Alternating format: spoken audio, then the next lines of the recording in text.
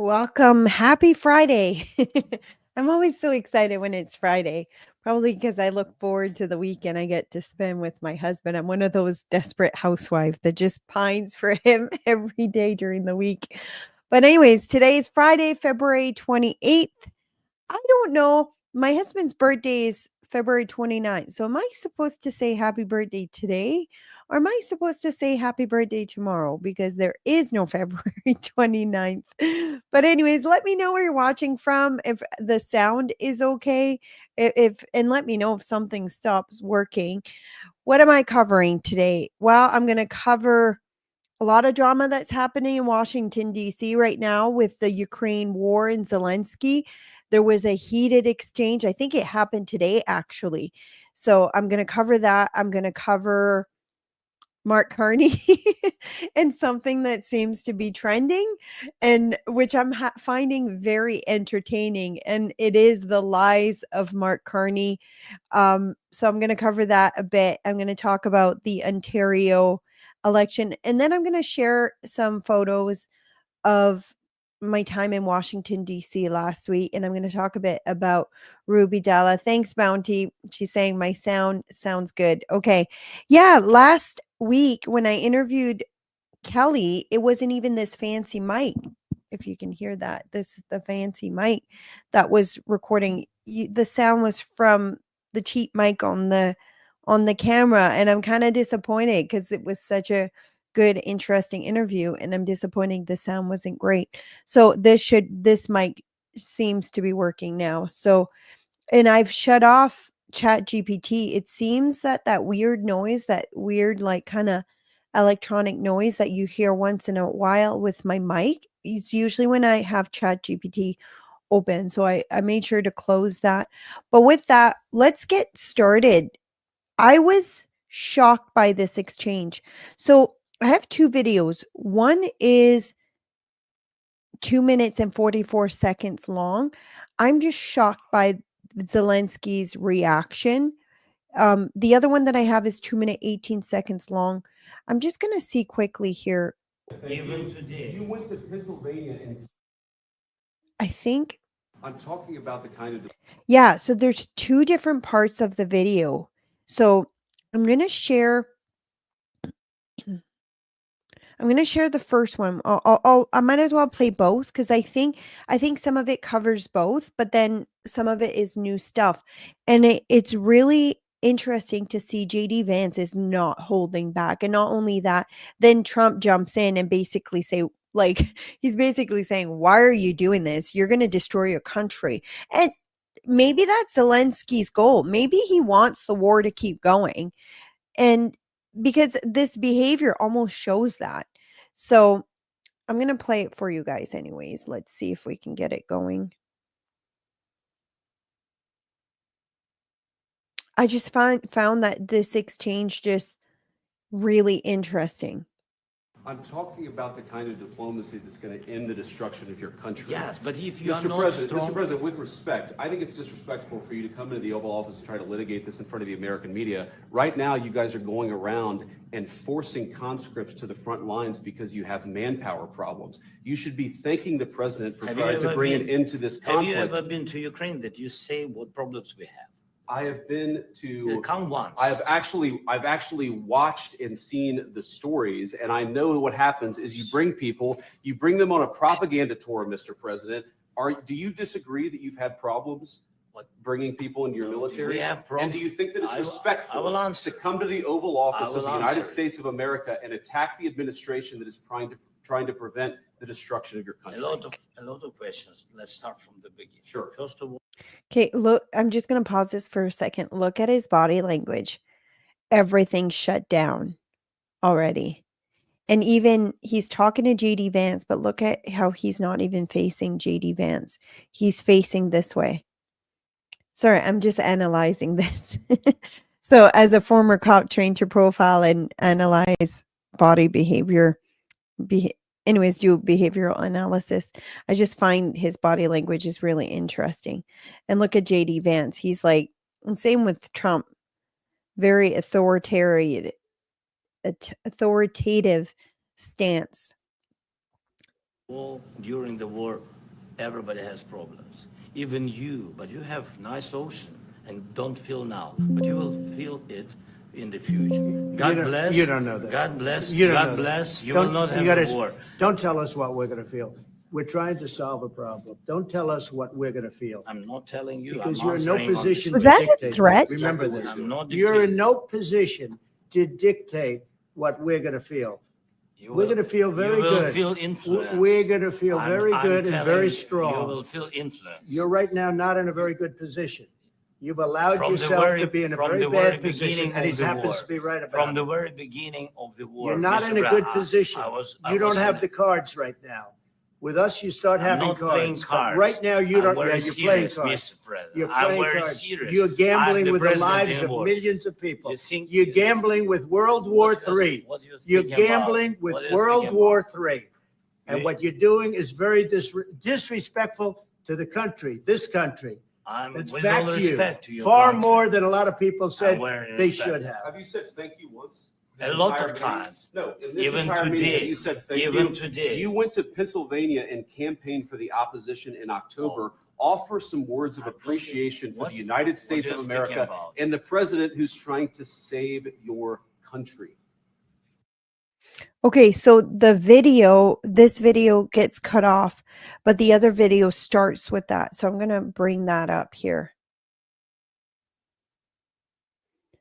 I've just got to switch it up here. Oh, I pressed a button I shouldn't have.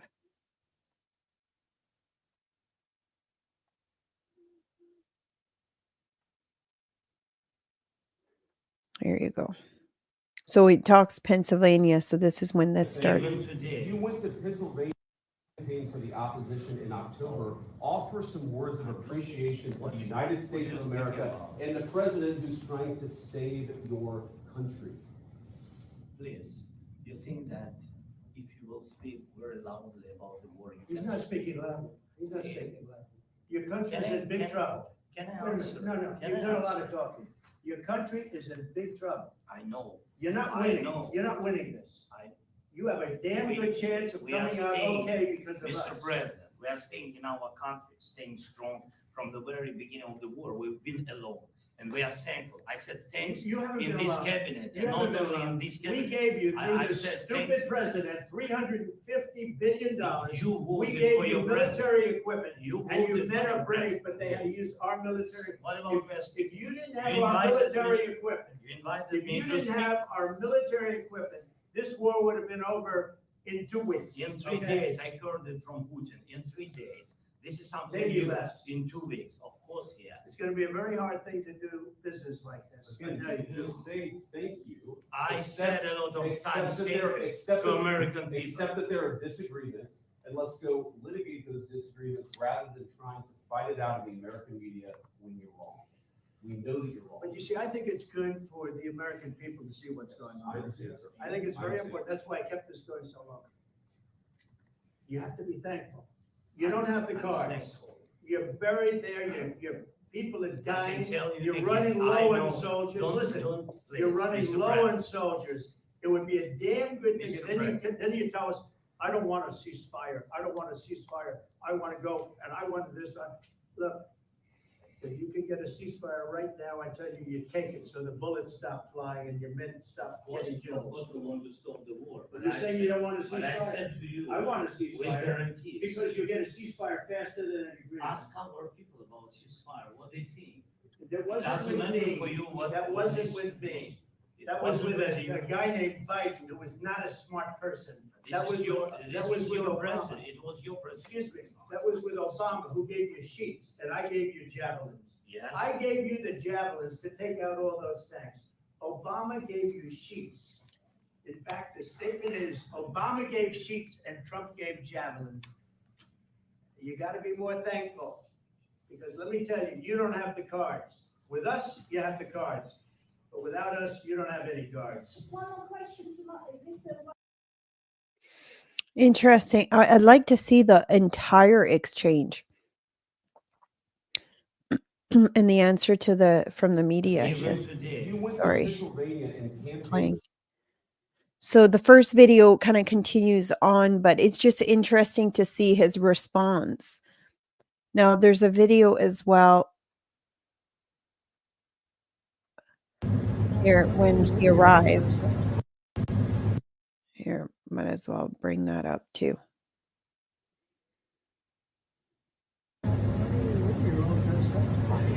Ready, close? How are you?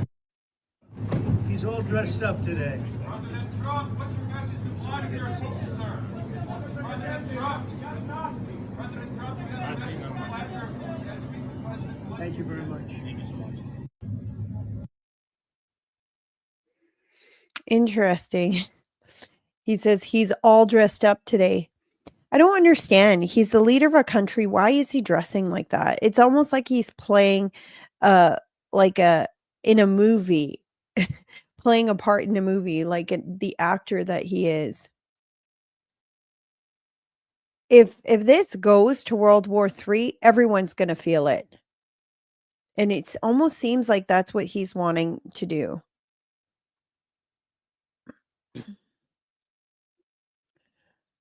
I'm just going to see if there's any more videos real quick while we're here.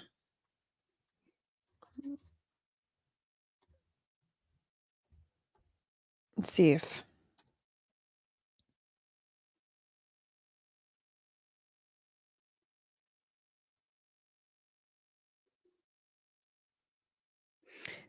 And just seeing the sentiment here, I might as well share it with you guys, some of the things that people are saying. This is how Zelensky should have been spoken to the entire time. He's an entitled joke who is waging war he can't win with our weapons and funding. He has no regards for the lives of his people, and I'm glad he's being put in his place.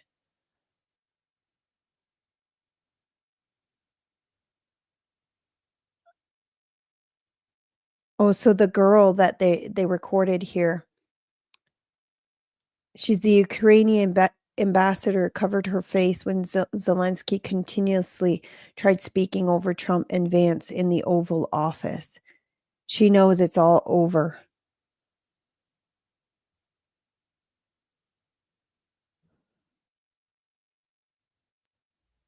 And even when he says back, like, remember when he says back, oh, you don't have to raise your voice, and Trump is like, he's not raising his voice, and he wasn't.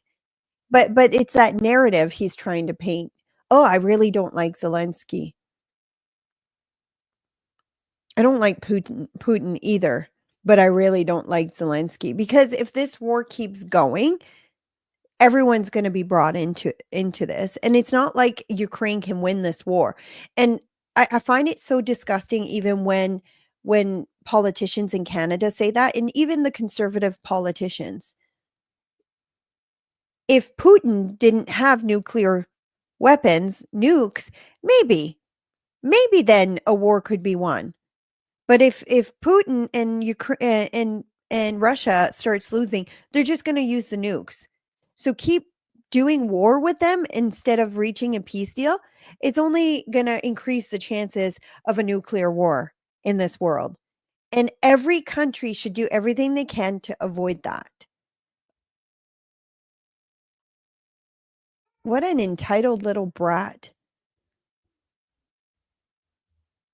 Now, Trump had some words about Pierre, and I don't know how the liberals are going to spin this, but I've seen a lot of posts where it says what he said, but I actually was able to find an audio of it, so I'll share that with you guys.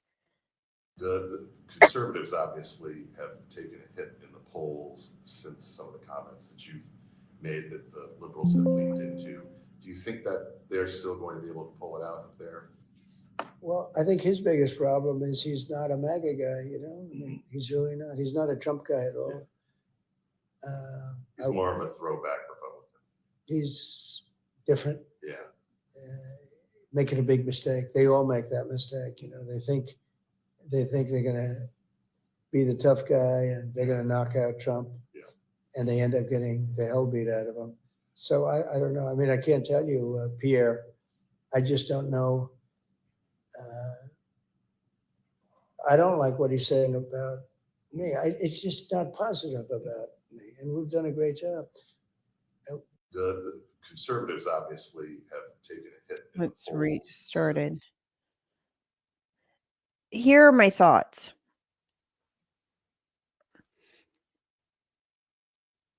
You don't pick a fight with the most powerful man in the world who's leading the most powerful country in the world, especially a country that you get a lot of advantages from, especially having a positive relationship with that country. Now, I don't know all the answer of what moves Pierre should be, but if you want an example of what you shouldn't do, look at Rob Ford. He's a perfect example of what you shouldn't do.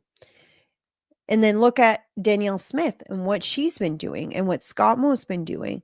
They've been working on building positive relationship with the US, showing why that relationship is good for both countries. They haven't been insulting Trump. I think if Pierre was any one bit smart, he would take a page out of Danielle Smith's book and read the book The Art of the Deal. I don't think them coming against Trump is going to help Pierre, is going to help Canadians to begin with. Now, there is an advantage to this, I guess, turn of events.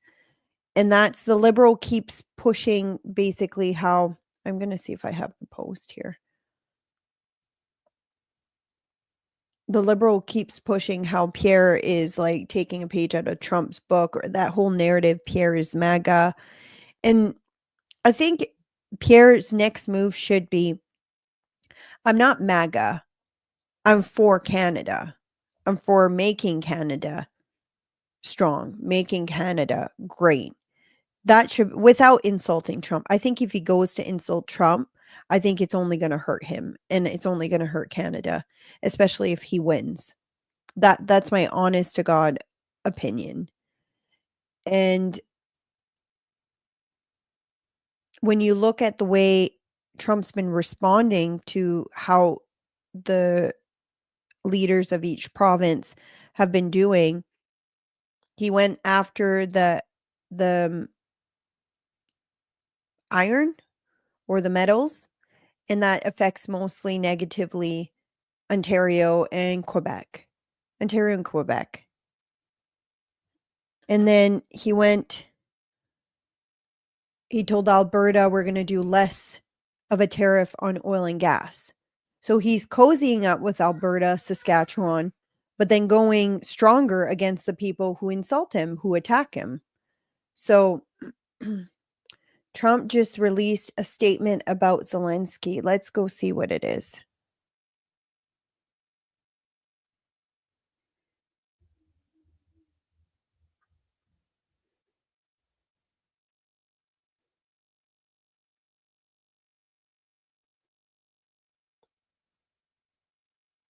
Let's see. It's not coming up.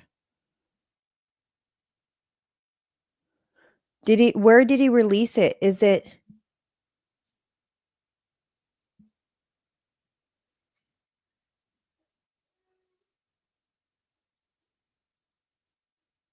I'm just looking up here. Let's see. Was it on Truth Social?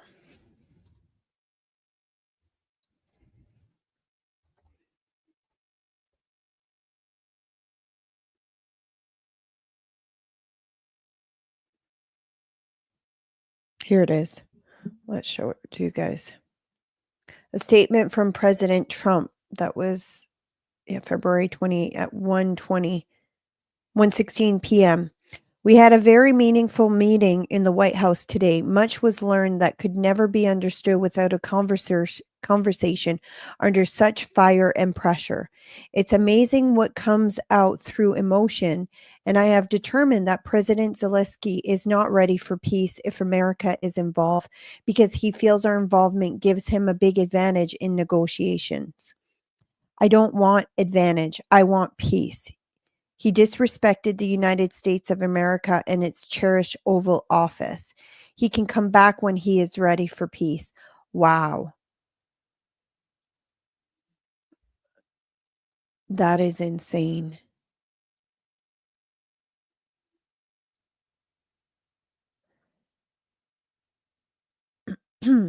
but doesn't shock me, not based on the behavior that we saw. Wow.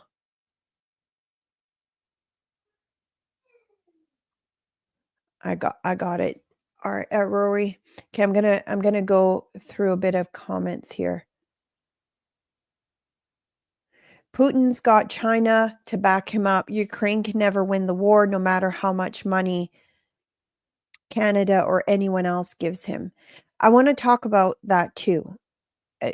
There are very powerful countries aligning together that we should never push for that to happen. That's China with Ukraine. There's some countries in the Middle East. There's a lot of talks about BRICS coming in, where the US dollar wouldn't be the dollar that would be used worldwide. It would be BRICS. And that would give more powers to countries like Russia.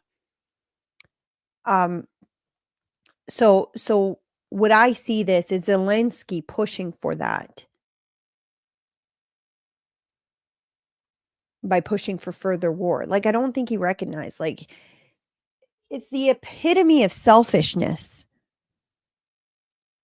Not only is he going to continue losing his own countrymen in this war, not only is it increasing the risk for World War III, now you're pushing China and Russia and all those countries together. I honestly, to be completely honest with you, I think Trump's statement here is a good move because it's completely embarrassing Zelensky. Now it's going to be on him. People are going to start seeing him for who he is. He is a warmonger. He wants the war to continue.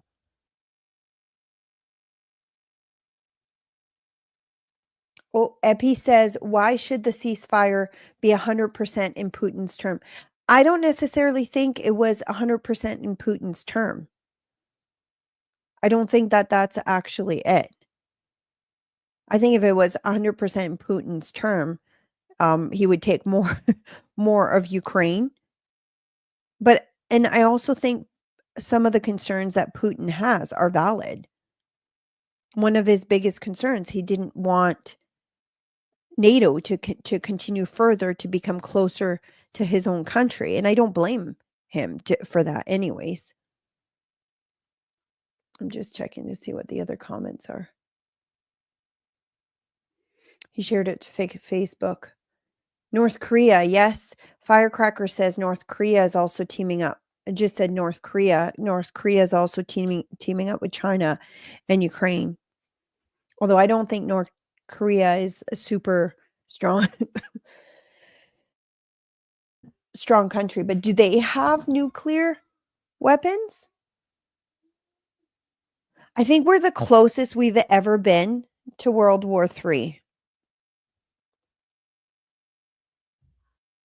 And I think Zelensky's behavior in that Oval Office was the dumbest thing he could have done. I have other subjects, but I kind of want to talk some more about that, but I'm just going to... Okay, next thing. I was talking about how Trump is basically taking a shot at Pierre, basically saying Pierre's not MAGA. Now, the liberals are going to hate this because the liberals have tried to paint Pierre Poilievre as a MAGA guy, as just like Trump. But so maybe this is like a 4D chess move where Trump is doing this to kind of bring the sentiment back up for the conservative. And I'm starting to second guess all the polls that we're seeing the liberals kind of gain momentum. Just considering what just happened in Ontario, which I'm going to cover a little bit later. But what do you think should be Pierre's response to this? I, for one, don't think he should fight back. I don't think he should insult Trump. I think he should start talking positively about the relationship between Canada and the US and what that could look like. And I think he should recognize what Trump is asking.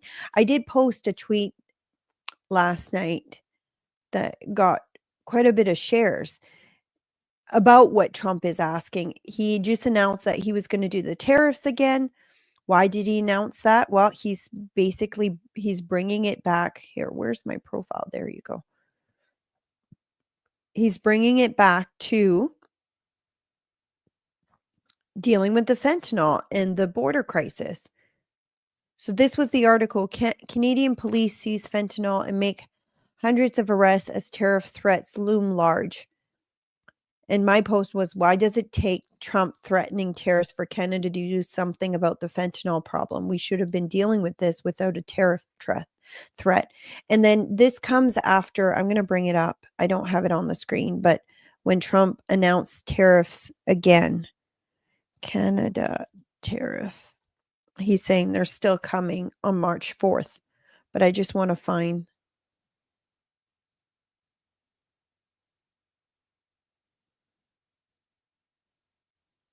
I just want to find it here. I did share it yesterday. It's not coming up as easy.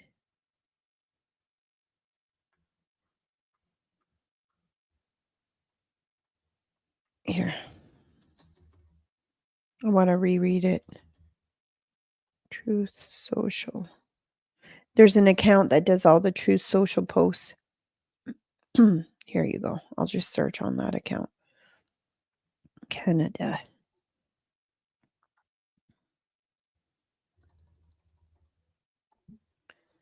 He posts a lot.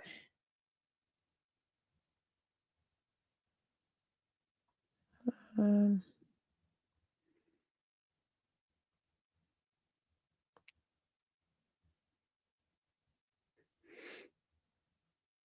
just trying to find it here. Was it yesterday that he posted that?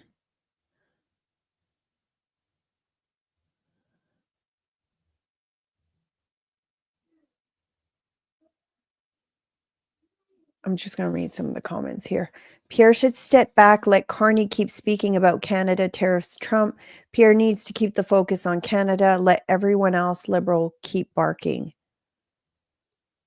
And then Firecracker says, Pierre needs to speak more positively about Trump, our friends and neighbors to the south. Canada Strong says, it's a chess game and Trump's threats are causing action here. It should not take that. Heather says Trump and Zelensky arguing on Fox. Is it right now or are you talking about the video that I just shared when I started this episode? If you're watching, just coming on now, I did talk about it earlier. Where is the post about? I wish it was a lot easier to find. Trump announces tariff March 4th. Let's see if that comes up.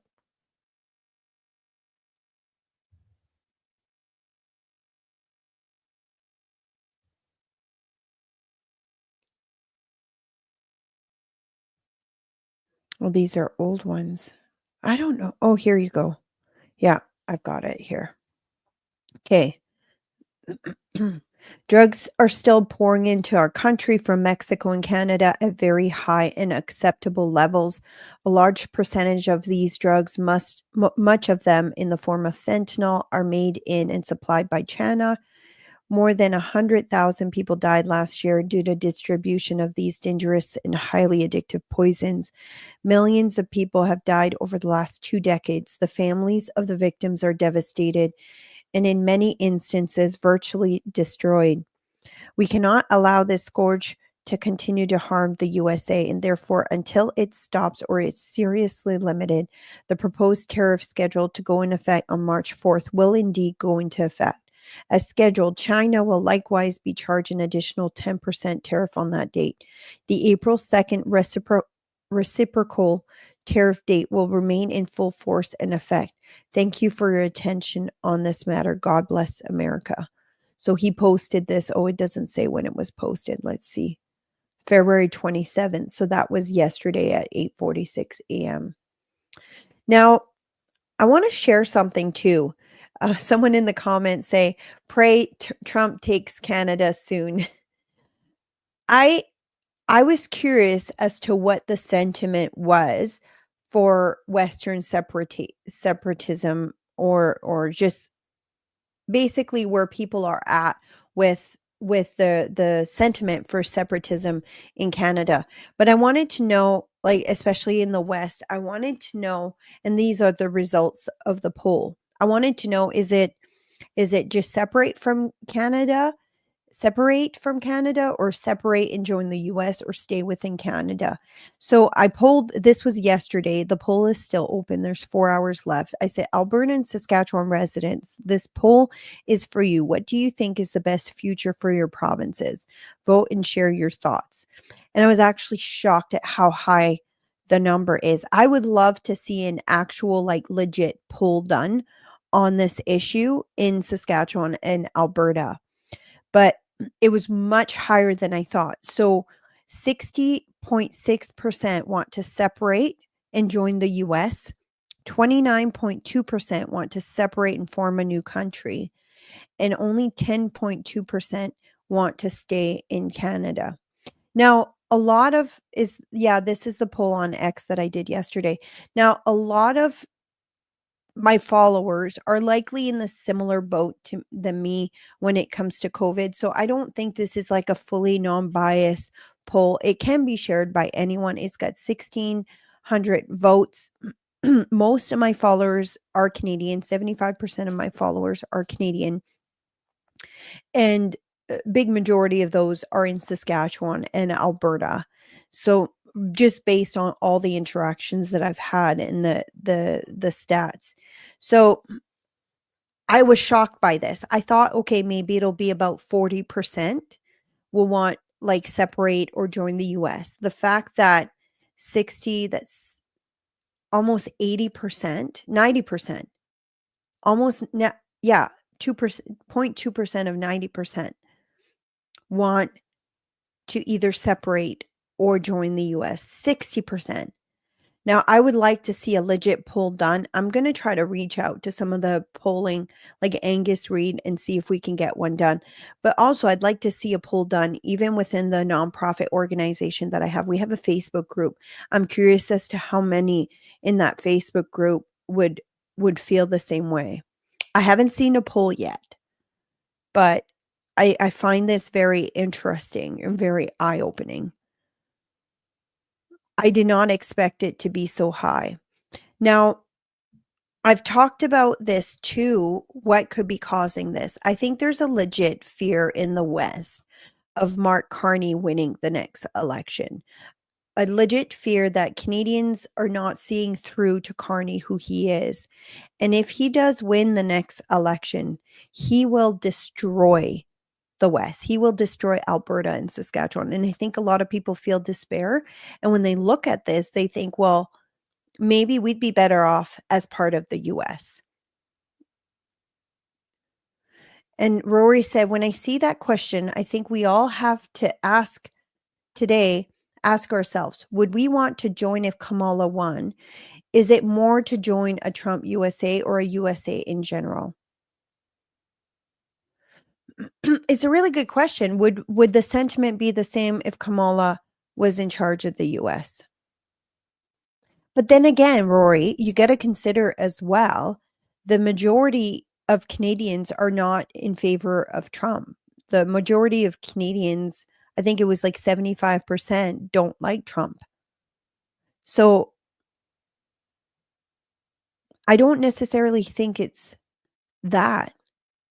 I think it's more to do with, like, their constitution, their right to defend themselves, the how pro oil and gas they are in the US. Like, even Kamala was saying that she wasn't going to stop fracking, even though she said in the past she would.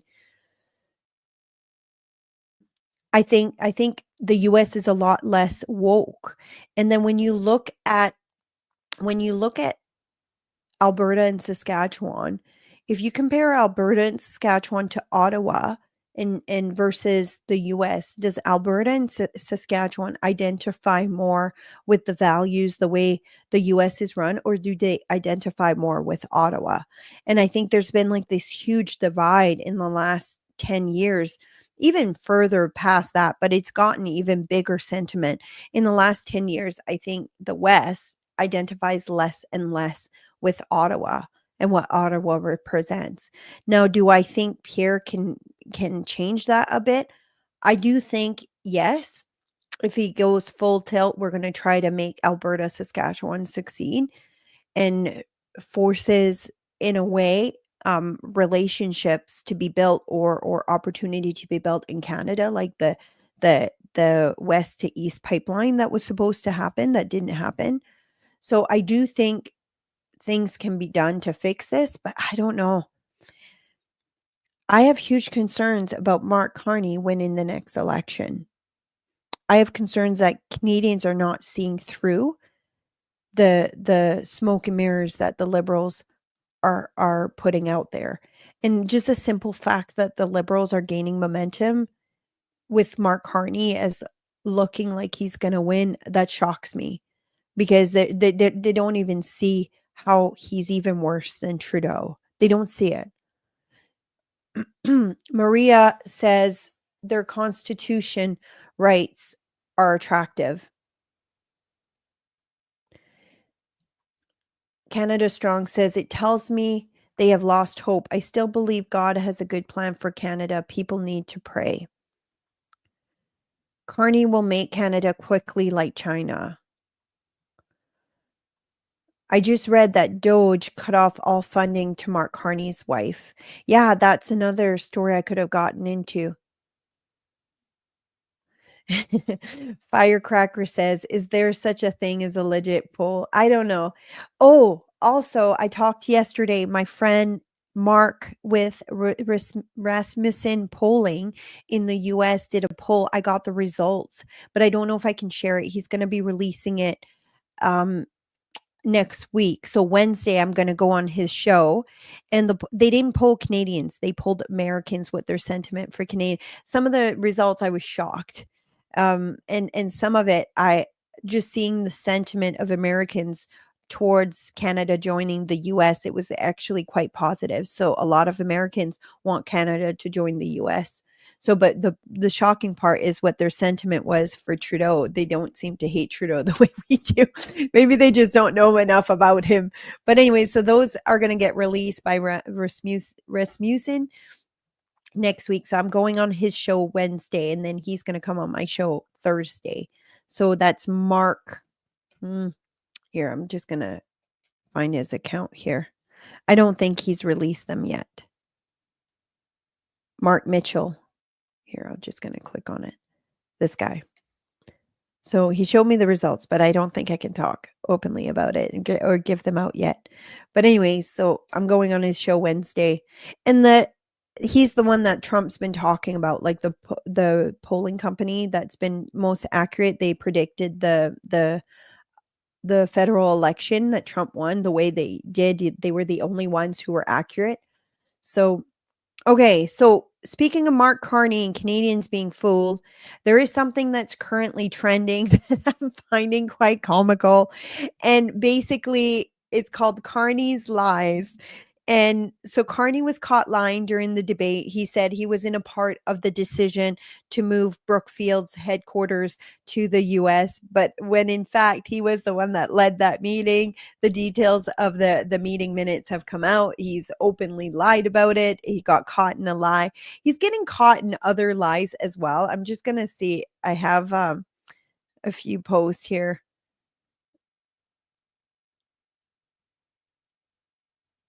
Oh, I don't have the post where Pierre is talking about that lie. I thought I had saved it.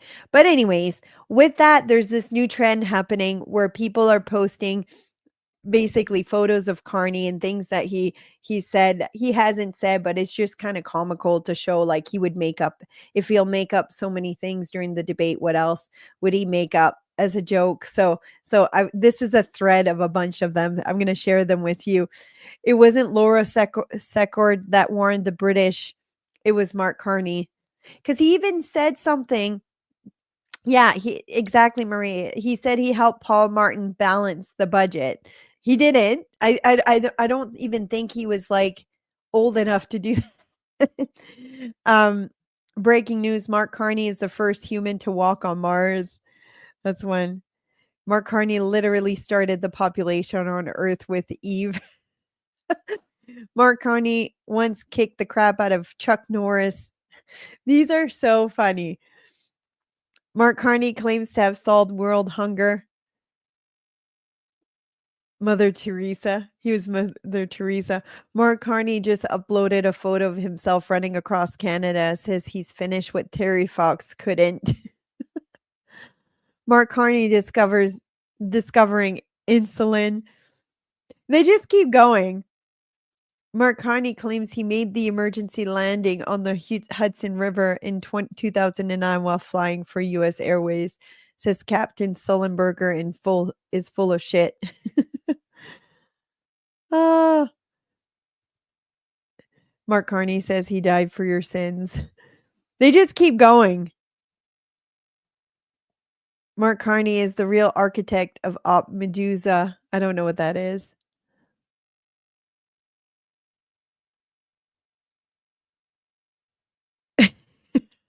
They just keep going.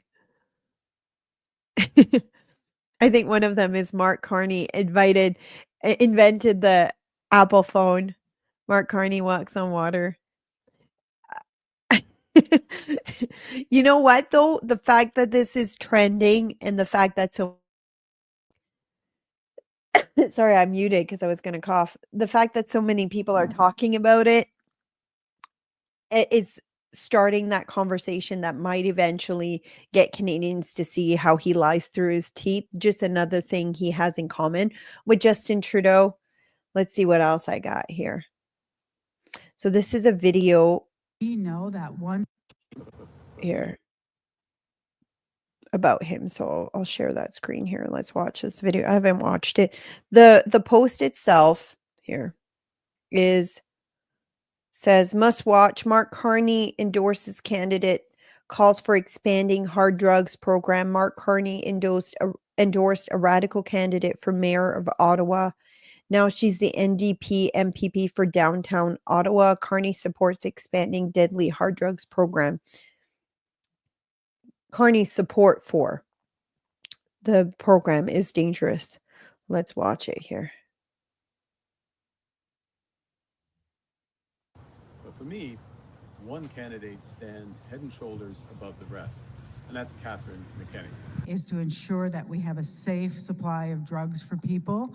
We know that once we give people a safe supply, they're able to house themselves, they're able to get employment.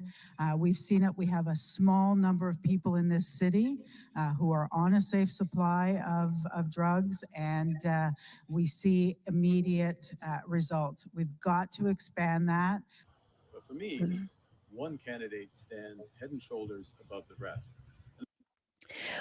That's interesting. I'll be the devil's advocate, though. He doesn't say he supports safe supply, but he supports this candidate. So I'll be the devil's advocate. It's not, I thought maybe he had said, but no, when you watch that, he just supports this candidate, therefore supports that. I'm not one of those that usually likes to go to that level, but here's something else that makes Mark Carney very dangerous. Here. Whoops. Wrong one. Wrong screen. There you go. Criticism about ESG labels or sustainable labels. And that, again, is one of the we're having this ruthless, relentless focus on net zero, because in the end, look, we can't stabilize the climate unless we get to net zero. And it's a simple, these are hard numbers. Your emissions are either A or B, they're going up or down. And if they're going down, are they going down consistent with the science? We anchor it in the science, the same science the UN and others use for the 1.5 degree objectives. Look, there is some stress, and it's great that there. Just going to check the comments. Bounty Chick says, Mark Carney scares me big time. He's a very dangerous man. I agree. Maria says, I remember her. She was off her rocker. That's that Kathleen. Is it Kathleen McKenna? What's her name again? Let's see.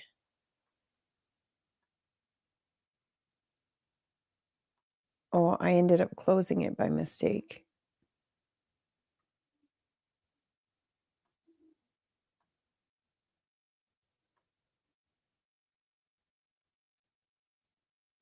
Oh, this is a longer video of the entire exchange between Trump and Zelensky.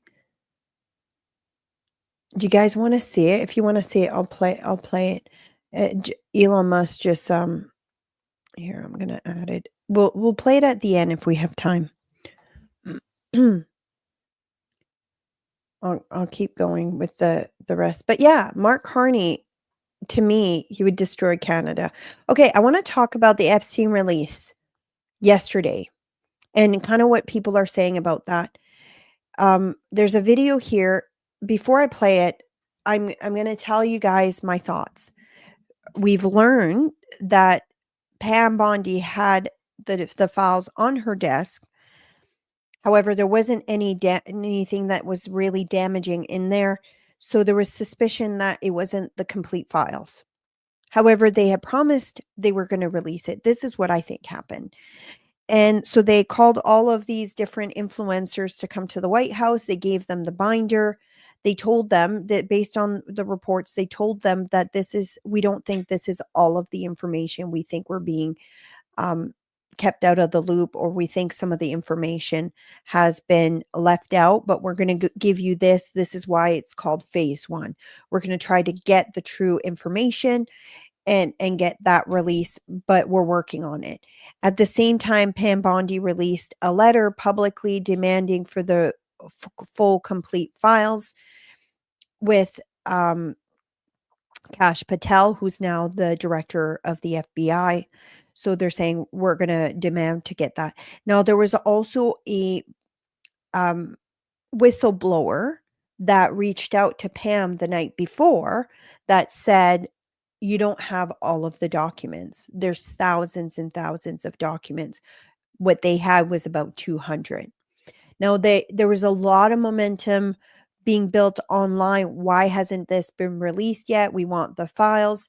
So I think there was a lot of pressure to release it, even though they didn't have all the other stuff. So I think that's why they did what they did, announce what they did when they did, and released it with the White House. Now,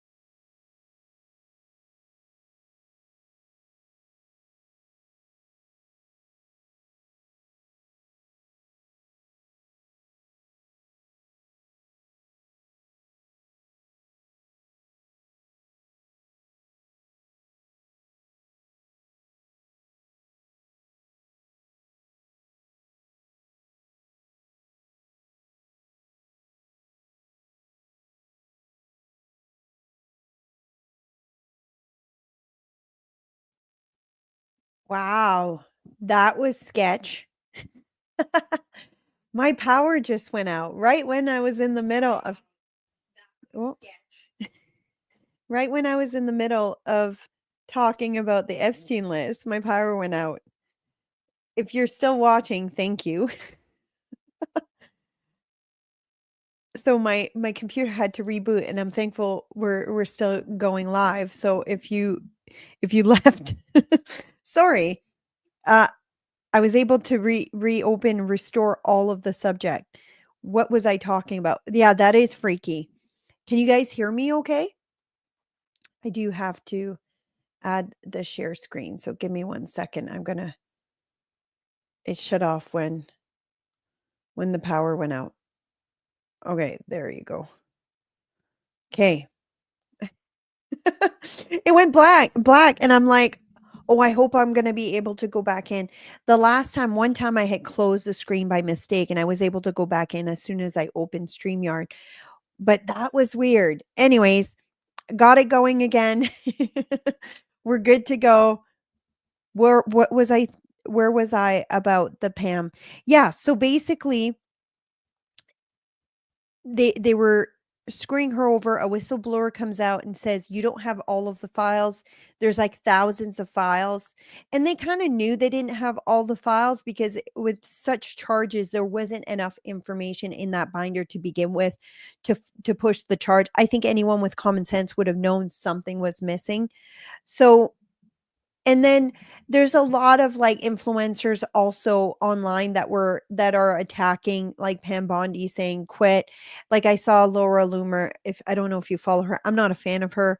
I stopped following her a while ago. I didn't even know who she was, but I remember her just saying disparaging comments, basically insinuating a specific politician.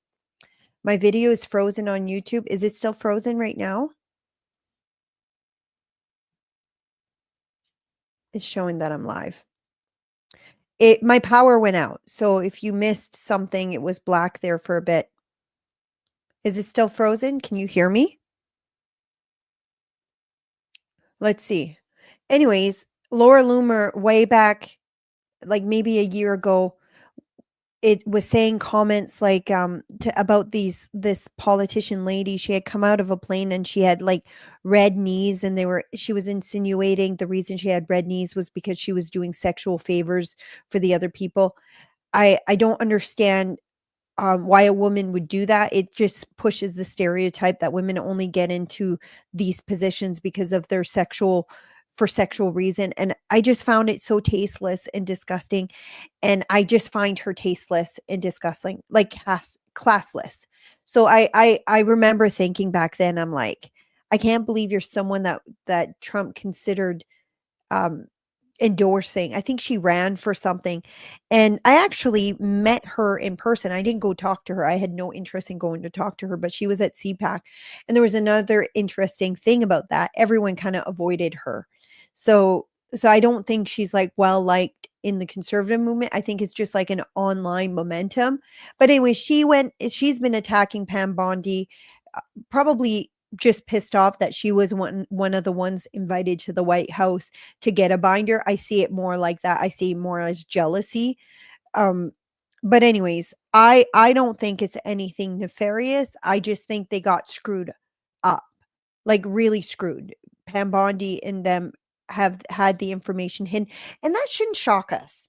Like it shouldn't. The FBI has been doing shady stuff for the last few years. The Russian collusion hoax, all of that. The FBI was behind that. The CIA was behind that. It shouldn't shock us that when they're trying to expose all the evils of the world, that the people who perpetuated it and participated in it is going to want to keep that hidden. So what about the pics online showing Carney, which you said, were they real? Yes, that was addressed. Mark Carney being with Giselle Maxwell, well, was addressed. At this party, there's like a actual report, like articles written about it way back then, like way back then. So those photos are real. Now I don't know about the photos of Mark Carney with Jeffrey Epstein in a pool. I've seen that photo. I don't know if that one's real, but the one where he's with Ghislaine Maxwell at like a park at this festival, there's a news article from way back when that shows, and that was before she was like charged and arrested and convicted. So I do think those are real. Firecracker says, I went out and came back in. No, like my power went out. So if you lost my feed for like what a few minutes, the power went out. So right when I'm talking about the sensitive Jeffrey Epstein stuff, if ever something happens to me, I have no intent on unaliving myself ever. I don't struggle with mental health issues. I don't struggle with suicide or anything like that. Let's just put that out there.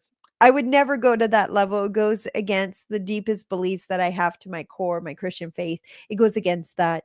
It doesn't matter how hard life gets, that would never be how I would respond to it. So if ever something happens to me that they say I unlive myself, use this as proof that no, I didn't. News Noise Inc. says Bondi is incredible. She has to do investigations, arrest, prosecution, conviction properly. The goal is success, not the optics of doing things fast or disgruntled influencers. I agree. I agree completely. And as someone who worked in the police world,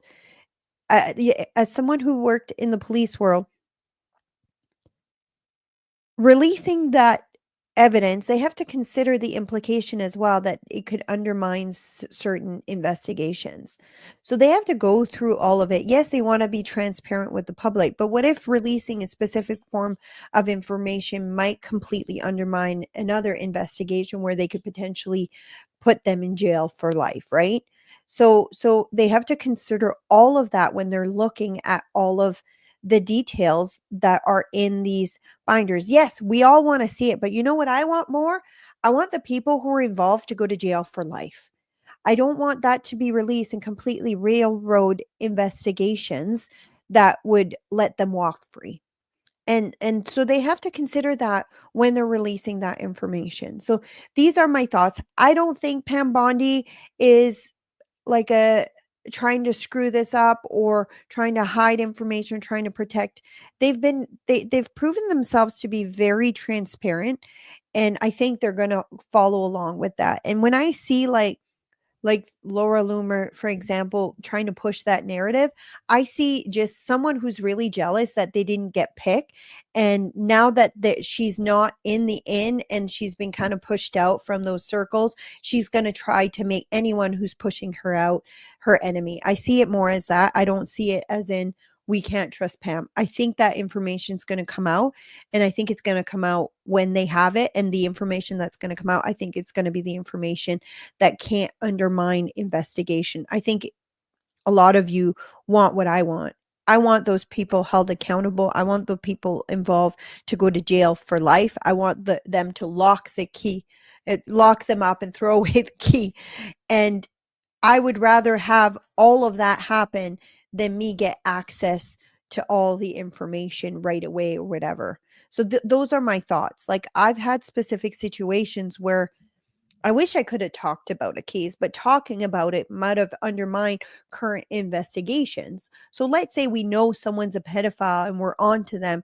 You may not want to release that to the public. You may want to do like surveillance on them to try to get more information, try to get more people implicated. Or you may want to interview people close to them who are somewhat implicated, not as much, to see if they'll want to talk. Like we're not talking about just cases 30 years ago where everyone who was involved are dead. We're talking about people who are still offending on children to this day. By not locking them up, they continue to be a risk to children. So anyways, I don't have good opinions on Laura Loomer. I don't put any weight to what she's saying. If it continues being pushed back, then maybe I'll start thinking, okay, maybe something's up where they're trying to hide stuff. It's not unrealistic to think that this is going to take a little bit of time, and it's not realistic to think or believe that they try to hide it from them. They've been doing that for a long time. So But here's a video by Jesse Walters. That's why I keep looking at the screen here. I'm gonna Last night on Jesse open it up here. See what Jesse has to say. Because he interviewed Pam Bondi when she said she was going to release it. So this is after. So he posted this. Let's just look quickly here. He posted this February 27th. So last night at 7:47 p.m. Last night on Jesse Waters Prime Time, Attorney General Pam Bondi said this. What you're going to see hopefully tomorrow is a lot of flight logs, a lot of names, a lot of information, but it's pretty sick what that man did. So we were looking today to find out more about why the government's been so suspiciously protective of Jeffrey Epstein. This afternoon, a bunch of conservative influencers left a meeting at the White House with binders that said the Epstein files, phase 1. Once the binders were opened, people were able to see flight records and Epstein's Rolodex and a list of masseuses. The masseuses' names were blacked out, and the information from the flight logs wasn't new. Neither was the Rolodex. When we began to feel duped, Pam Bondi released a letter that says, basically, I was duped too. In the letter addressed to FBI Director Kash Patel, Bondi basically says, I asked you for the full and complete files related to Jeffrey Epstein. I received 200 pages of documents. I asked if these were all the documents, and the FBI said yes. Late yesterday, I learned from a source at the FBI field office in New York was in possession of thousands of pages of documents related to the investigation and the indictment of Epstein. Despite my repeated requests, the FBI... I just want to pause for a second. Jeffrey Epstein was facing charges of human trafficking. His wife, Ghislaine Maxwell, was convicted. And the only files that they had was 200 pages. As a former police officer, I can tell you the documentation that's involved in investigating things like human trafficking, there would never be a case where there'd only be 200 pages. Just common sense of anyone who's in the police world or the legal world knows that an investigation with that scale, that would be binders upon binders of disclosure. There would be thousands and thousands of documents, tape recordings, documents of flight log, documents of text, like just text message alone from a seized phone would be more than 200 pages. So this idea that they're thinking, making Bondi believe that that's all there is on this it doesn't fit common sense. So anyone with a brain knows that that's not possible when it comes to a case like this. So I'm getting a call. I'll answer that later. But just that common sense alone tells you something's off. Again, Pam Bondi recognized that. So she's going back to Kash Patel. And thankfully, a whistleblower came out and said, we have way more documents. We have thousands of pages. It wouldn't shock me if it would be 10 to 20,000 of pages when it comes to a case such as human trafficking, a case like this. FBI never disclosed the evidence of these files. Bondi's demanding by 8 a.m. tomorrow morning that the FBI deliver everything to her office, including all records, audio, video recordings, all materials related to Epstein. And Pause she it. ensures. Even the interview that they would have done with Jeffrey Epstein, they would have interviewed him. You don't arrest someone with a case like that and don't do an interview. So that should have been included in the documentation. Just the fact that it didn't even have his interview, where a police officer is interrogating him, is shocking.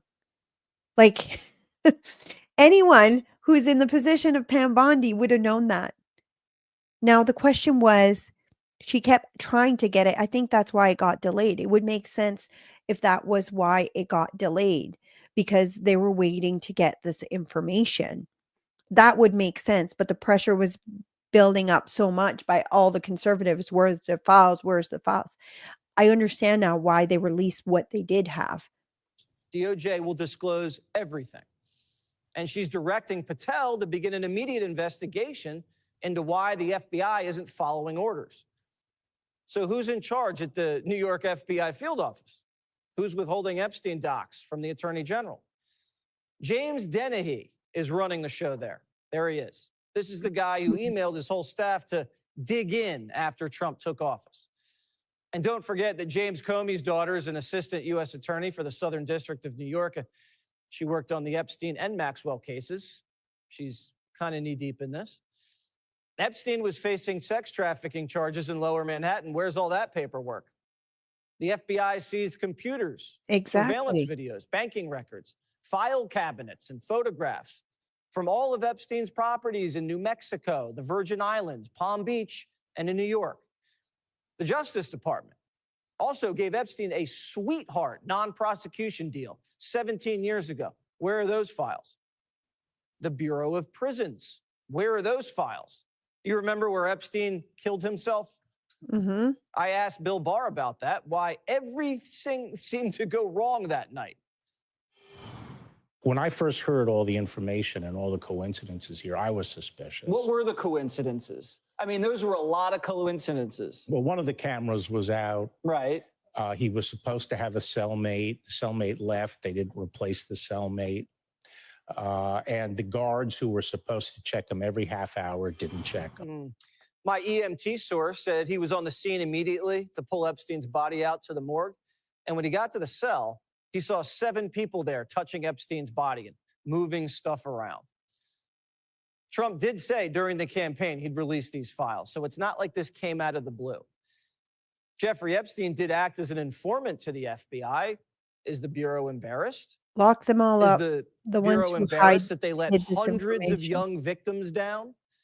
This was all happening right under everyone's noses. Epstein was probably an intelligence asset, rumored to be working with the Israelis, maybe this country, probably other countries. Was he a double agent? He had dirt on everyone and a knack for making cash. And he's dead. So the government has no one to protect but themselves. So apparently after he was arrested, he was turned into like an agent. We in the police world, when you have somebody who gives you intel on other people, you can call them an agent. Agent's a little bit different. There's another term for it. Oh, I can't remember it. Agent is when you give them direction to do something. But there's another word if you're just getting intel from it. So apparently in the binder that was released, it was deemed that Jeffrey Epstein was like basically giving intel on some people after he was released. I'm just going to read some comments here. Firecracker says, I agree, Nadine, lock up all the pedos and human traffickers. My aunt was a friend to the grandmother of the 4-year-old boy, Michael Donaghy, that disappeared in Victoria, BC. I don't remember about that case. I'm going to have to look it up. Great point. It would fill volumes. It would, like someone like Jeffrey Epstein. And if I'm not mistaken, he was like arrested and charged several years ago, and there was a deal made. And then like Jesse alluded to it, but I don't know all the details. Like I said, I haven't like been following this case like for 20 years or anything like that. It's just more recently, but he mentioned something about 17 years ago. He had made a plea deal on other charges. And I think I remember vaguely that. And so where's the documentation for that? Heather says, FBI has been hiding Epstein's information for years. Kash Patel says he's going to do whatever it takes to find what has been hidden. FBI didn't release everything, not Bondi's fault. I agree.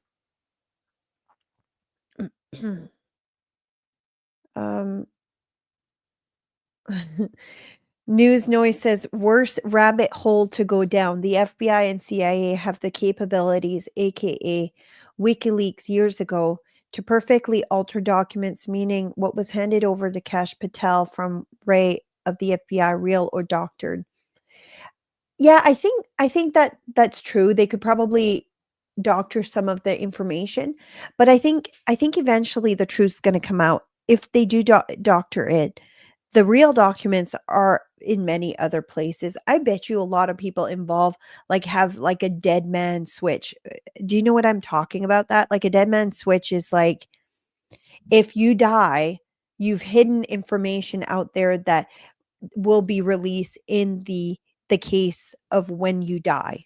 So they call it a dead man switch. I think a lot of people who are involved in some of these things, in order to protect themselves from being unalived or suicided, and I'm going conspiracy level here, but I do believe like if you're involved in some of these things, I think a lot of people would have like dead man switch or like USB hidden somewhere to be released if ever something happens to them. But especially if you're at that level of hiding intel, hiding information.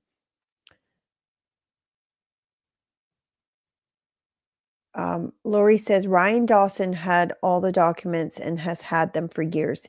He explains all of it allegedly. I don't know who he is. FBI, Heather Charlton says FBI is corrupt, hid Biden's laptop and what was in there. That's true. And Maria says they in 2004 they started investigating Epstein. Okay, so that in 2004 they charged him with getting personal massages at his home and not human trafficking. They were protecting him back then. Interesting. Yeah, I didn't know all the cases.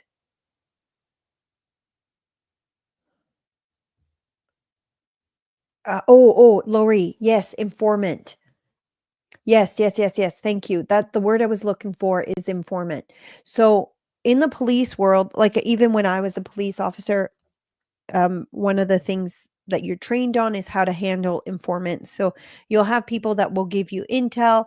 With that, the police can therefore like sometimes reduce sentences, sometimes give them cash. Like most informant do it for cash. And then there would be that case of informant, but then there'd be other times where police would use their informant as agents. So then it changes to another level because the police is giving direction to that person to go somewhere or do something. Therefore, they become not an informant, but they become an agent.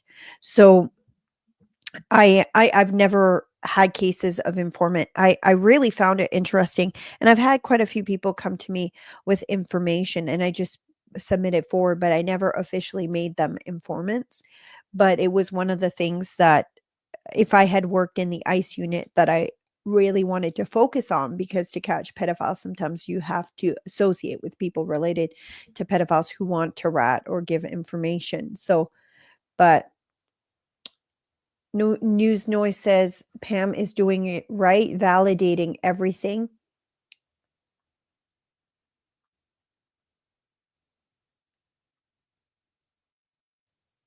And Maria says they stroked his house in Palm Beach. The house was cleaned out. Someone had warned him beforehand. Interesting. Well, if he had intel and stuff, and in the world that he was in,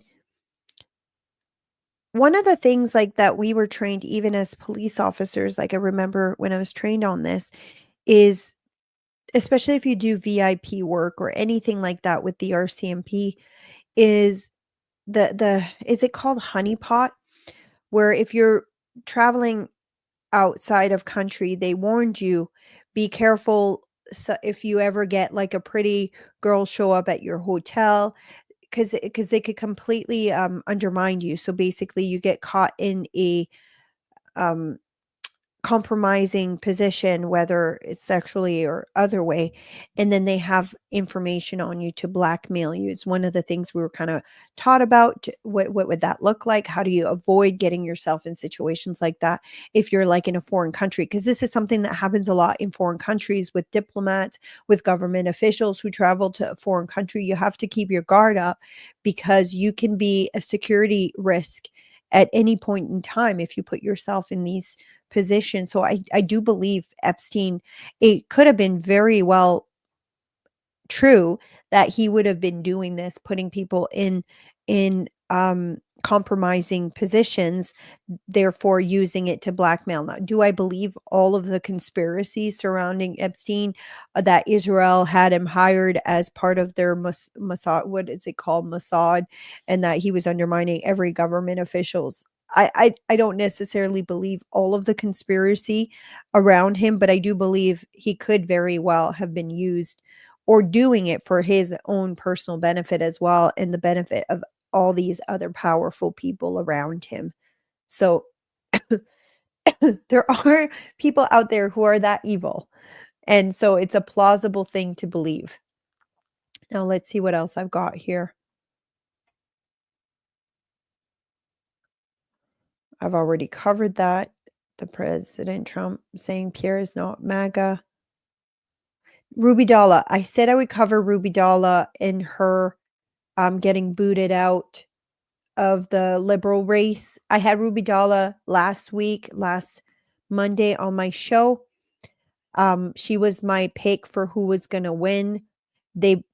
She obviously was polling really well because they booted her out. So this is not a leadership race. This is a coronation. This is kind of what she said in some of her video. But anyways, after they booted her out, she filed an appeal and she released this video, but I'm going to read what she said. For the millions of Canadians who believe in democracy, free speech, and fair election, on Friday, I fought for change, progressive policy, and for members who want to return the Liberal Party to the center, putting the power back in the hands of the membership and not the establishment. I'm not giving up. And she has a video here. I'm going to play it for you guys. Give me a second. Here, just a sec. Yeah. Let's open it bigger. This is her brother that passed away December 2021, I think.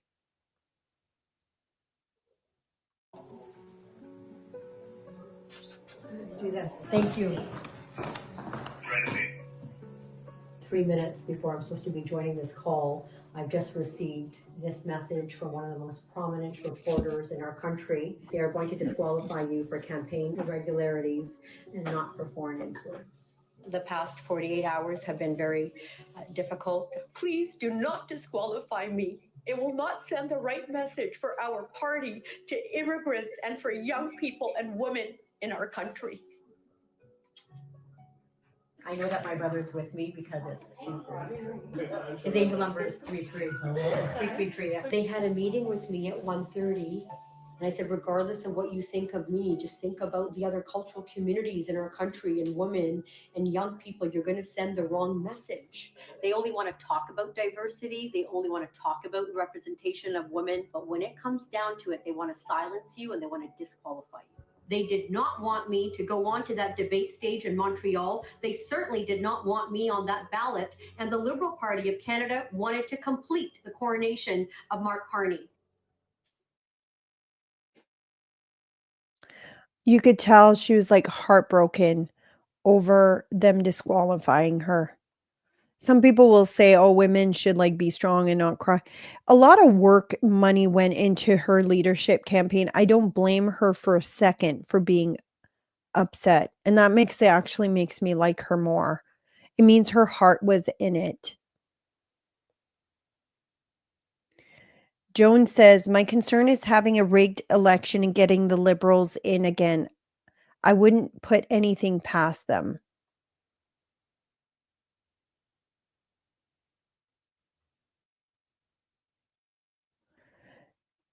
There's apparently a connection with Bill Barr and Maxwell and Mossad, kind of fresh news cycle. I haven't seen it yet.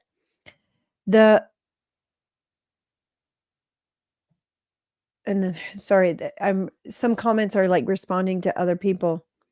Chris Okerman says, I think Epstein Island was a temple for child sacrifice and cannibalism ritual for elite members to enjoy. Roseanne Barr has said a lot of Hollywood is into it. Terrible acts by disgusting people. I think a lot of things that happened on that island was very, very evil. Now, Ruby Dalla went on other podcasters' show, and I'm going to play this video because what he said, I got I agree with this guy. I underestimated Ruby Dalla.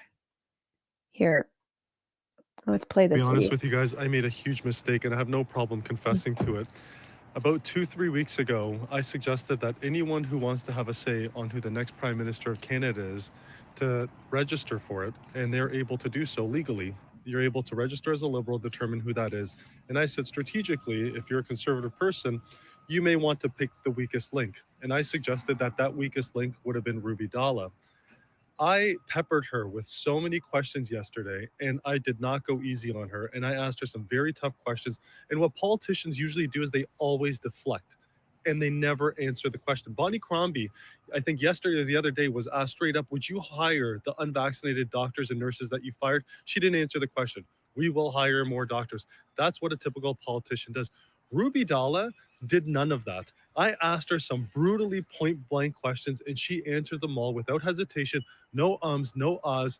So I gotta say, I made a huge mistake in suggesting that she was the weakest link. She was the best chance that the Liberal Party had and that Canada had to actually getting back to normalcy. She understands business. She's not part of this WEF agenda, which Mark Carney and both, I believe, Karina Gold and Chrystia Freeland are all a part of. I truly believe, especially with the polling that was going out there, Ruby Dalla had a strong chance of beating Mark Carney. I believe She had a that ton too. of support behind her, and her platform, That's why it they was booted actually her out. flawless. I could not argue with it because it was, and maybe that's why they got rid of her, because not only was she a threat, but it went against the very basic fundamental principles of what the Liberal parties have believed under Justin Trudeau. So I have to say, I got to apologize for even suggesting that, because she was by far the best candidate and she would have torn Mark Carney a new one. I got to be honest with you guys. I mean, I agree. And she's been killing it on social media. She's been reaching the people. And so she was interviewed. I won't play the whole thing here, but she. Disgusting. It's shameless, and I don't care. I gotta make it bigger here, and I'll share it with you guys. It's a little bit. I'm trying to adjust the volume. Here's Someone what she. is a Liberal or a Conservative or an NDP. That's just something that was completely shameless, and I think that the people have spoken, and that is why people were so furious and so angry. That is the only way to describe having 5.8 million people in the last 96 hours come out in support, because what they did, it wasn't about me. This is an attack on democracy. This is an attack on people wanting to vote. We have a right to vote in this country. And if they wanted a coronation that badly from Mark Carney, I don't understand why have a leadership race that's turning out to be a sham. Last night's debate, and reading comments from individuals, it was like a family group chat. We are in an election campaign to elect the next leader, to elect the next prime minister, and this friendly family group chat is not going to be able to give people, a choice. When I entered the leadership debate, I talked about change. I talked about being a breath of fresh air, bringing a fresh voice, coming out with ideas that were progressive in nature. I get disqualified, and all of a sudden there's these Liberal talking heads on the mainstream network, CBC being the primary one, and they're talking about, she was really, really aggressive in her campaign. Well, that's the whole point of an election campaign. Oh, she was attacking Mark Carney. Well, if he's the front runner and you guys want him coronated, my job in the campaign is to talk about my vision. And if people don't like me, they don't need to vote for me, but give people a choice. I don't understand, to put all of the icing on the cake. They were so scared about having Ruby Dalla, on the debate floor. They were so scared about having me on the ballot. I was born and raised in Winnipeg. I haven't gone to Harvard. I haven't gone to Oxford, but I am a doctor. I have been elected 3 times as a member of parliament. I have started off my own business. I have worked for everything I have from the ground up. How could you be so scared of someone with those credentials and the credentials that your golden boy has of you wanting to elect him as leader and as prime minister. I mean, if they were scared of having me on this debate floor, I can only imagine what's going to happen when it comes to a federal election and he actually has to debate Pierre Poilievre. So this is all just very amateurish and playground conversation. We were in a leadership race to have a real election, and Canadians just thought that my disqualification was an attack on democracy, it was an attack on fairness and justice in our country. And I genuinely and wholeheartedly want to say thank you to, the millions of people that have engaged. Mario, one post of ours on the disqualification, I think we're up to 1.3 or 1.4 million views. The total membership of the Liberal Party is 400,000 for all those that signed up. So I think that Canadians were looking to have a voice that was different. They were looking to have a voice that was challenging the status quo, that would challenge the establishment. And I'm sorry for the Liberal Party of Canada, because I wasn't here to be a pretty face. I was here to actually talk about change and talk about results for Canadian families. Disgusting. That was a really good response. Firecracker says, yes, I think Ruby would have given Carney a run for his money. I honestly think she was a threat. I wasn't sure at first, but then when I had her on my show, I'm like, she's not talking from like a transcript. She's like quick on her toes. I asked her some questions that she had no plan was coming, and she answered them truthful. When I was reading her body language, she was very honest and truthful in it. News Nose says they did to a woman in Toronto mayoral race as well a few years ago, branded her a racist Nazi, took her money, but then did not allow her onto the debate stage. Goldie was her name, something like that. Oh, I remember that. Goldie, she's an Iranian. She was an MPP before. Split vote dilemma for the libs. Sorry, I don't know what that means. But yeah, let's see what else I got here. Couple more. Oh, Doug Ford won the election. Here's his post. This election is about who we are and what we stand for. So let me be clear. Canada will never be the 51st state. Canada is not for sale. Together we protect. I have strong opinions on Doug Ford. And while I didn't want the Liberals to get in Ontario or the left to get in, I really don't like Doug Ford. And I've said that openly. I think he's damaging Canada. I think he's damaging the reputation of Canada. And I think he's very much more like Trudeau than he is a conservative. He's using divisive techniques to push his own momentum. And he did it during COVID. He was one of the biggest tyrants during COVID. And now this whole 51st state is just an example of him continuing that on. I wish Ontario Conservative Party would get rid of Doug Ford and get a better leader. I think he's awful for Ontario, and we're going to see that more and more with the tariffs, with how he's dealing with the whole situation. He's damaging Canada. I really don't like him. I think Ontario can do much better. Do I want another party to win? No. I would like the Conservative Party in Ontario to organize and get rid of him. But anyways, I'm going to play this video. To me, he's no different than Trudeau. He's just as damaging. I've always been straight with you. Donald Trump's tariffs would devastate our economy. Families will feel it, prices will rise, businesses will struggle, but we'll get through it together. And I can promise you this, I will fight like I've never fought before to protect Ontario. With a mandate from you, the people, we will restructure our economy, diversify our trade, and come back stronger and more united than ever before. Whether it's in Ottawa or Washington, I'll work with everyone and stand up to anyone to make sure those hardest hit get the help they need. This election is about who we are and what we stand for. So let me be clear, Canada will never be the 51st state. Canada is not for sale. And together we will protect Ontario. Ugh. Like that looks just like exactly what he did during COVID. The messaging is almost the exact same.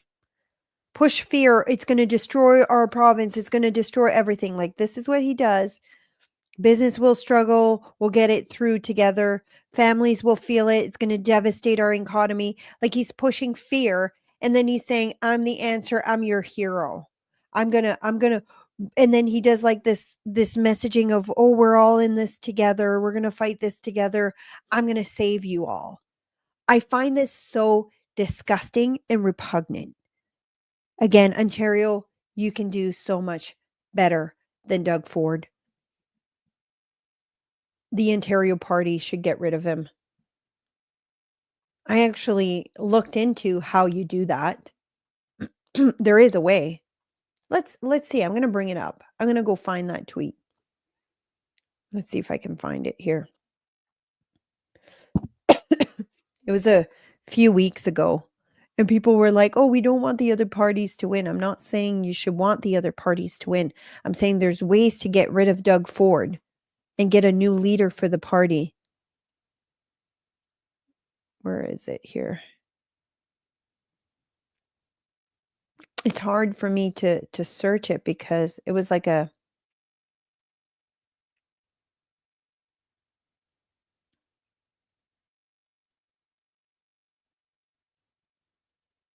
I tweet a lot. Wow.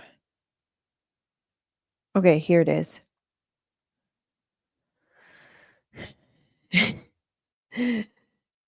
I said this, the tweet was, or it was referencing to this.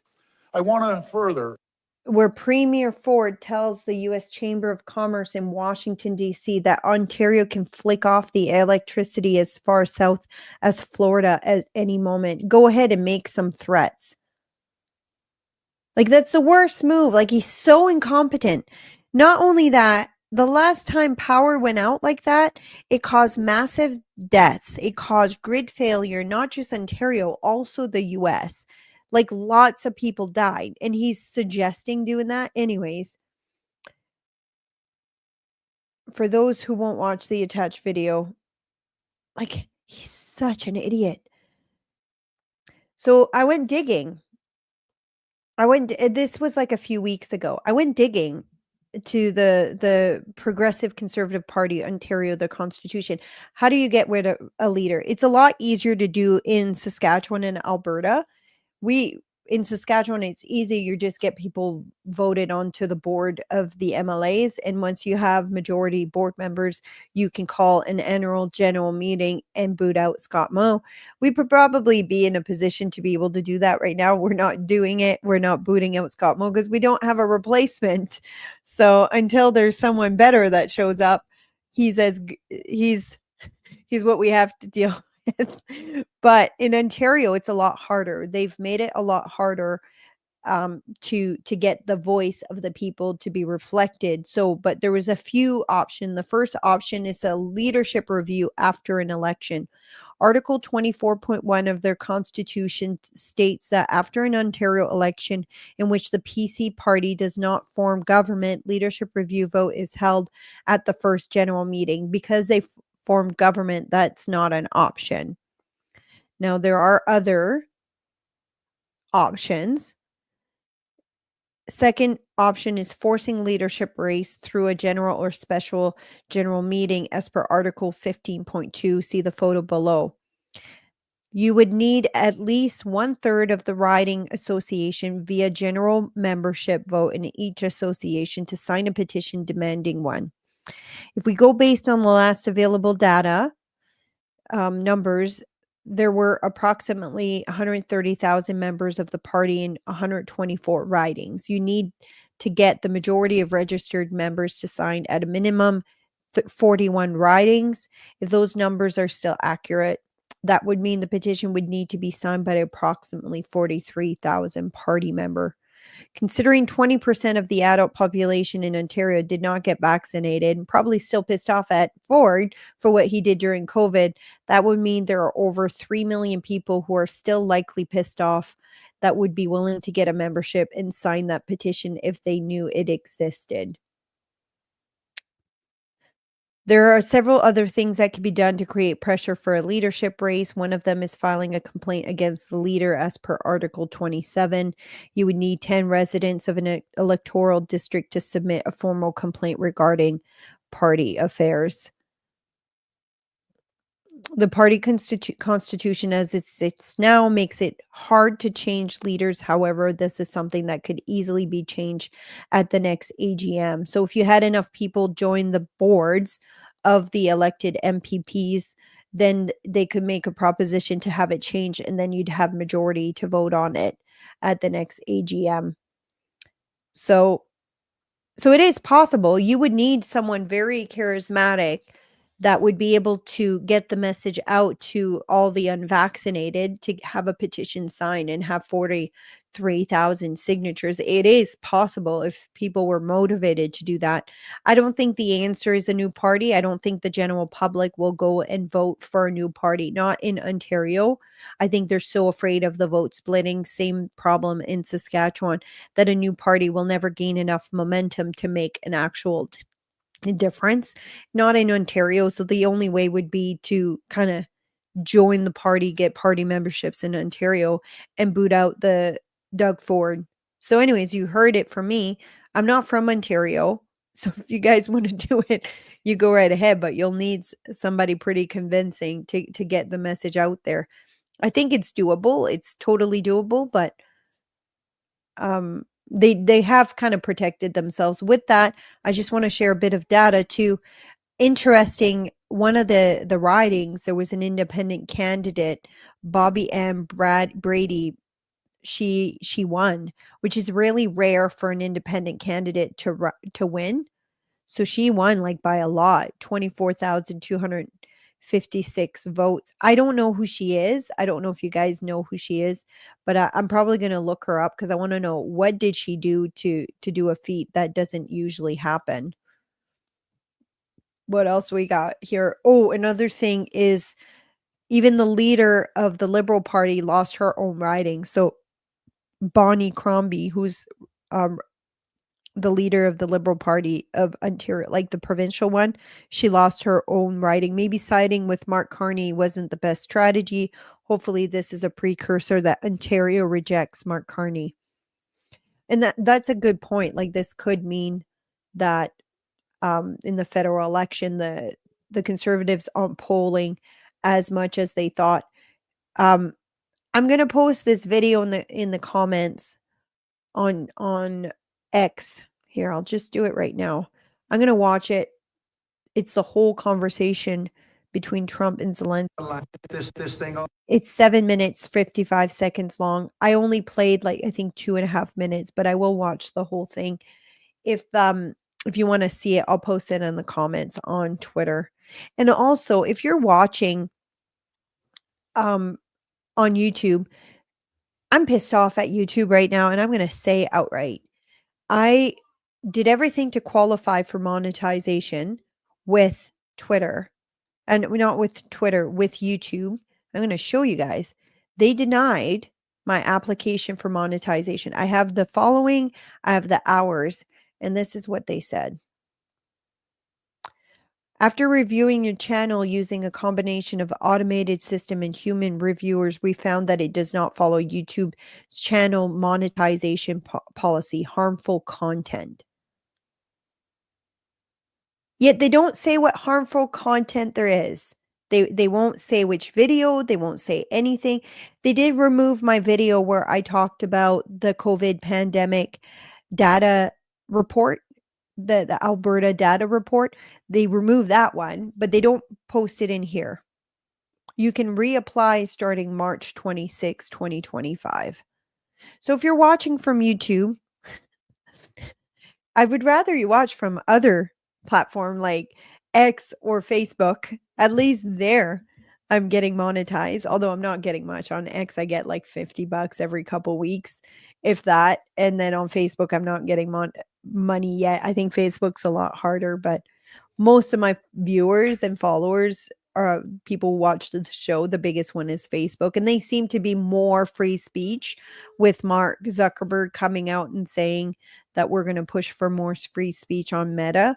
But apparently YouTube didn't get the memo that it's not good for business. So I'm gonna tell you, I don't like YouTube. I'm still going live there because some of you watch me on YouTube, but I'm quite pissed off at them right now. So, anyways, I'm gonna let you guys go. If you don't follow me already, subscribe, follow. You can find me if you search Nadine G Ness, G as in golf, Ness. And yeah, I'm gonna have a website soon. I'm gonna have some merch too that I'm gonna put. One of them is like be be salty, stay lit, because my show is called Your Daily Dose of Salt and Light. So things like that, just trying to create a little bit of revenue so that I can hire people to help. It mostly hire them to help with the like the editing, posting and stuff. Right now I do all of it and it's so time consuming, but I'm hoping maybe X will eventually monetize with subscription. Right now it's not. So, and I don't get paid for what I do with Unified Grassroots either. It's all volunteer positions. So it'd be nice to have a little bit of monetization so I can hire people to help so that we can reach more people. But yeah, if you don't follow me on the other platform, I highly recommend you do. There is a way to monetize Facebook. I just haven't figured it out yet.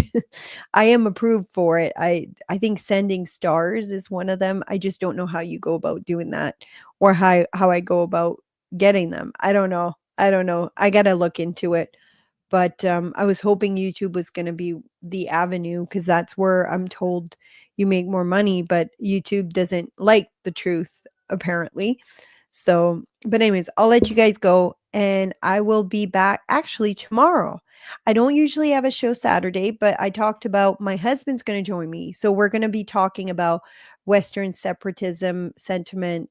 My husband is more of a separatist than I am, so we're going to have a discussion. So you'll get to see the interaction between my husband and I, which I really enjoy his company, but you guys will get to see kind of how we interact and you'll get a glimpse of what our conversations are like in our household. So yeah, he'll be in this office tomorrow, probably around 12.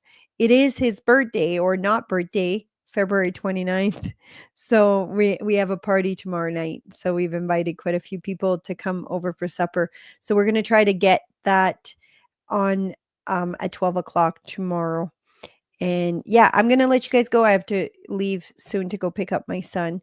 And I will see you guys tomorrow at 12. We're going to try to do it right at 12. See you guys.